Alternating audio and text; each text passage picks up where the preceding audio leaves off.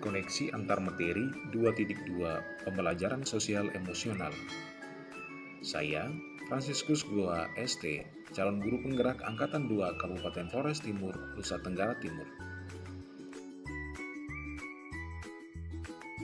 Setelah mempelajari pembelajaran sosial emosional, saya jadi mengetahui bahwa proses pembelajaran peserta didik tidak hanya bergantung pada aspek intelijensi atau kemampuan pada aspek kognitif, tetapi juga dipengaruhi oleh aspek perkembangan emosi dan sosial, di mana pembelajaran sosial emosional adalah proses mengembangkan keterampilan, sikap, nilai-nilai yang diperlukan untuk memperoleh kompetensi sosial, emosional sebagai modal peserta didik dalam berinteraksi dengan dirinya, orang lain, dan lingkungan sekitar. Jadi, pembelajaran sosial emosional sebagai awal dan dasar penanaman pendidikan karakter kepada anak. Bagaimana kita sebagai pendidik menggabungkan sosial emosional tersebut di dalam pembelajaran? Maka kita harus menciptakan lingkungan yang kondusif dan menyenangkan, serta membentuk peserta didik yang memahami diri sendiri, orang lain, yaitu memiliki kesadaran penuh atau mindfulness, dan pemahaman mengenali emosi atau self-awareness untuk mewujudkan well-being. Dengan kesadaran diri yang dimiliki akan memunculkan penghargaan terhadap perbedaan dan empati, serta pemahaman diri dan orang lain yang lebih, sehingga peserta didik mampu menghadapi tantangan dari luar dengan 5 kompetensi sosial emosional, yaitu yang pertama, kesadaran diri atau pengenalan tentang emosi.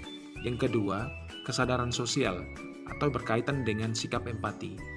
Yang ketiga, kemampuan berinteraksi sosial atau resiliensi. Yang keempat, pengelolaan diri atau self-management. Dan yang kelima, pengambilan keputusan yang bertanggung jawab. Salah satu latihan kesadaran penuh adalah dengan teknik STOP.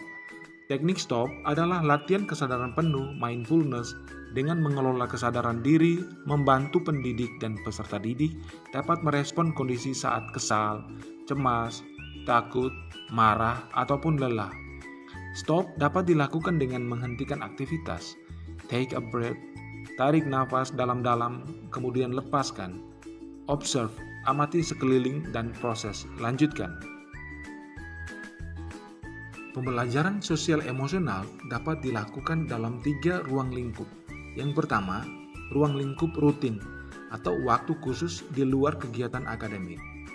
Yang kedua, terintegrasi dalam mata pelajaran.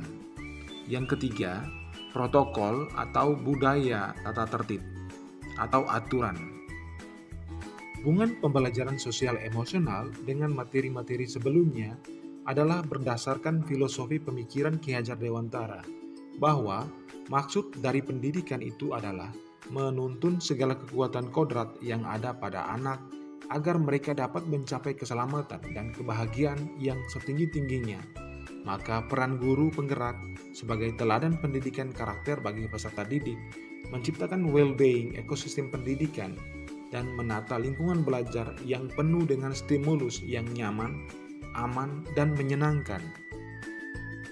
Maka, untuk mewujudkan itu, visi guru penggerak yang berpihak pada murid mendukung pembelajaran yang menyenangkan dan berpihak pada anak dalam memvisualisasikan harapan, menggandeng sesama dan mentransformasikannya menjadi harapan bersama dengan konsep inquiry apresiatif Bagja.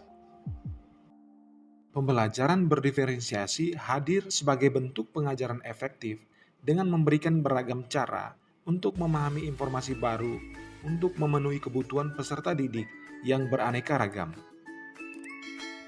Keterampilan sosial emosional dibutuhkan agar peserta didik dapat bertahan dalam lingkungan dan mampu memecahkan masalahnya. Reaksi positif dari pembelajaran sosial emosional yang dilakukan dengan positif, peserta didik berulang kali akan menjadi kebiasaan di kehidupan yang positif pula. Kebiasaan positif akan menjadi budaya positif yang dapat berkembang dengan kemampuan kompetensi sosial emosional yang dimiliki peserta didik dengan menumbuhkan kesadaran penuh dalam melakukan hal-hal yang baik.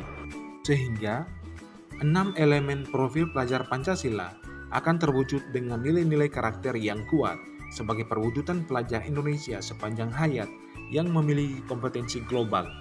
Well-being yang optimal, kesehatan fisik dan mental, lingkungan yang aman, nyaman, dan menyenangkan akan menghasilkan peserta didik yang tangguh dalam menghadapi fenomena kehidupan dan mampu terlibat dalam perilaku sosial yang lebih bertanggung jawab.